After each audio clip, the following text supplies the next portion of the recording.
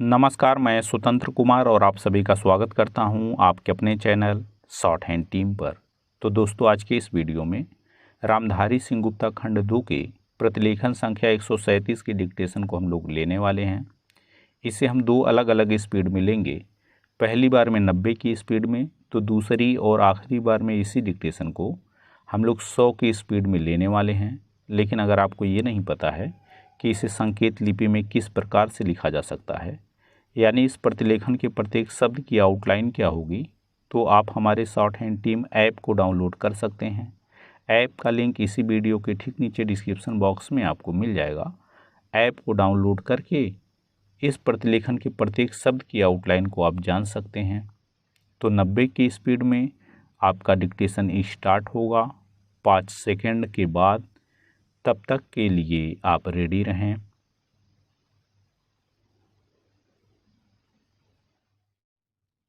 Start.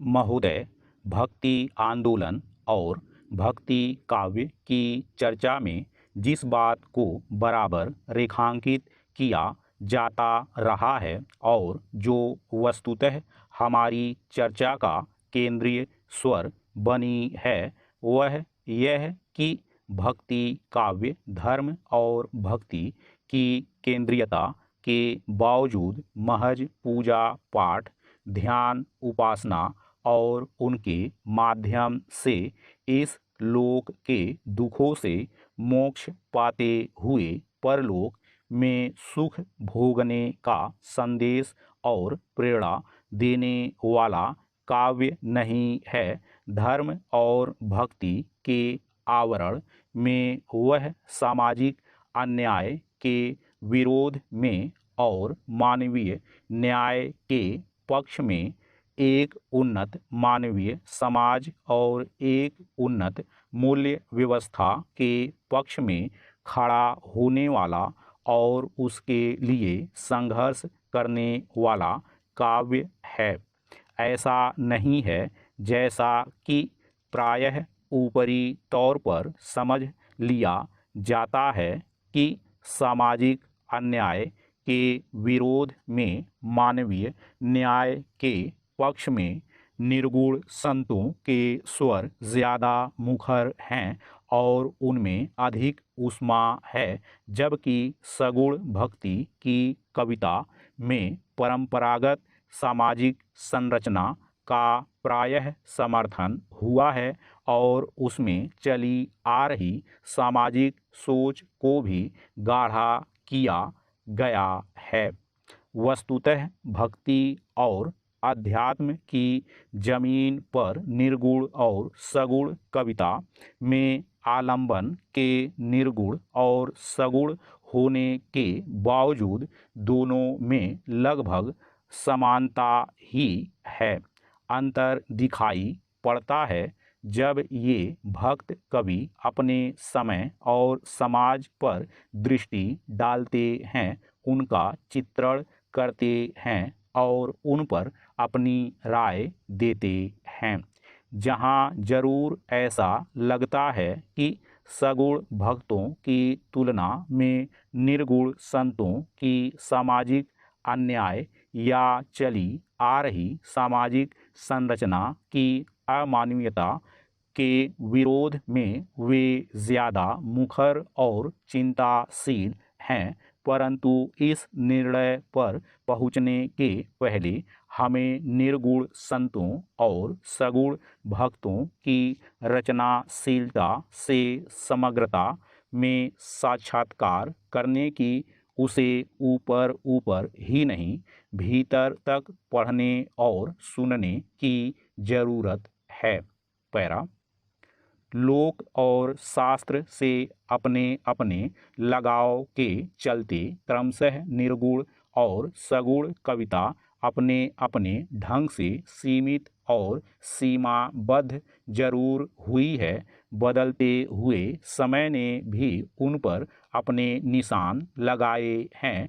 निर्गुण और सगुण भक्तों का समाज दर्शन एक जैसा जरूर नहीं है, परंतु जैसा हमने कहा, बावजूद इसके अपनी सामाजिक चिंता में अपने मानवीय सरोकारों में सगुण भक्त निर्गुण संतों से एकदम अलग थलग नहीं हैं।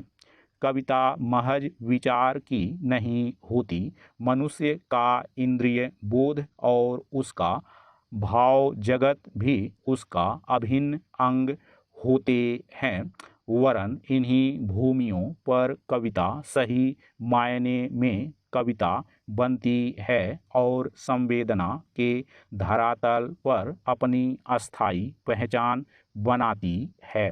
जैसा कि हम आगे देखेंगे, विचार के स्तर पर सगुण भक्तों ने जो भी कहा और प्रतिपादित किया हो, भाव बोध के धरातल पर, संवेदना के धरातल पर, चित्रण के धरातल पर, विचार के स्तर पर, वे अपने कहे हुए से भिन्न मानव प्रेम, सामाजिक न्याय तथा उन मूल्यों को ही सामने लाते हैं जो निर्गुण भक्तों का प्रतिपाद्य है। स्टॉप।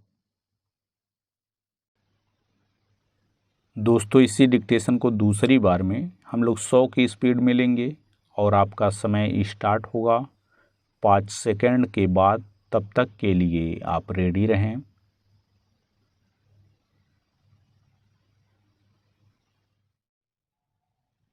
स्टार्ट।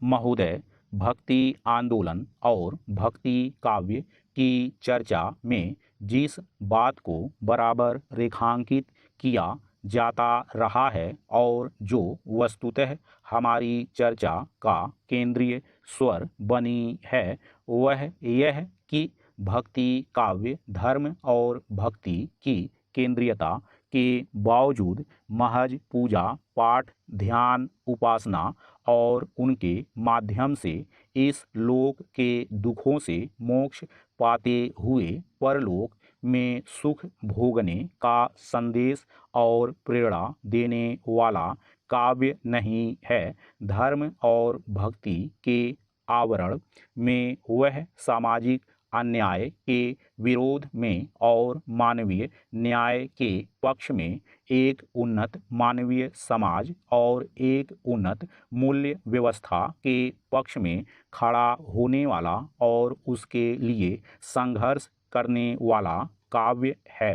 ऐसा नहीं है जैसा कि प्रायः ऊपरी तौर पर समझ लिया जाता है कि सामाजिक अन्याय के विरोध में मानवीय न्याय के पक्ष में निर्गुण संतों के स्वर ज़्यादा मुखर हैं और उनमें अधिक ऊष्मा है, जबकि सगुण भक्ति की कविता में परंपरागत सामाजिक संरचना का प्रायः समर्थन हुआ है और उसमें चली आ रही सामाजिक सोच को भी गाढ़ा किया गया है।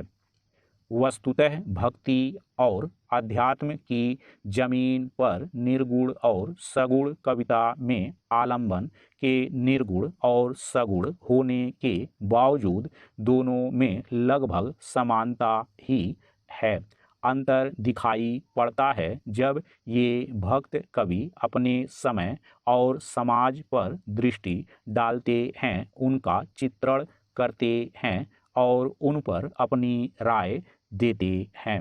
जहाँ जरूर ऐसा लगता है कि सगुण भक्तों की तुलना में निर्गुण संतों की सामाजिक अन्याय या चली आ रही सामाजिक संरचना की अमानवीयता के विरोध में वे ज़्यादा मुखर और चिंताशील हैं, परंतु इस निर्णय पर पहुँचने के पहले हमें निर्गुण संतों और सगुण भक्तों की रचनाशीलता से समग्रता में साक्षात्कार करने की, उसे ऊपर ऊपर ही नहीं भीतर तक पढ़ने और सुनने की जरूरत है। पैरा। लोक और शास्त्र से अपने अपने लगाव के चलते क्रमशः निर्गुण और सगुण कविता अपने अपने ढंग से सीमित और सीमाबद्ध जरूर हुई है, बदलते हुए समय ने भी उन पर अपने निशान लगाए हैं। निर्गुण और सगुण भक्तों का समाज दर्शन एक जैसा जरूर नहीं है, परंतु जैसा हमने कहा, बावजूद इसके अपनी सामाजिक चिंता में, अपने मानवीय सरोकारों में सगुण भक्त निर्गुण संतों से एकदम अलग थलग नहीं है। कविता महज विचार की नहीं होती। मनुष्य का इंद्रिय बोध और उसका भाव जगत भी उसका अभिन्न अंग होते हैं। वरन इन्हीं भूमियों पर कविता सही मायने में कविता बनती है और संवेदना के धरातल पर अपनी अस्थायी पहचान बनाती है। जैसा कि हम आगे देखेंगे, विचार के स्तर पर सगुण भक्तों ने जो भी कहा और प्रतिपादित किया हो, भाव बोध के धरातल पर, संवेदना के धरातल पर, चित्रण के धरातल पर, विचार के स्तर पर वे अपने कहे हुए से भिन्न मानव प्रेम, सामाजिक न्याय तथा उन मूल्यों को ही सामने लाते हैं जो निर्गुण भक्तों का प्रतिपाद्य है। स्टॉप।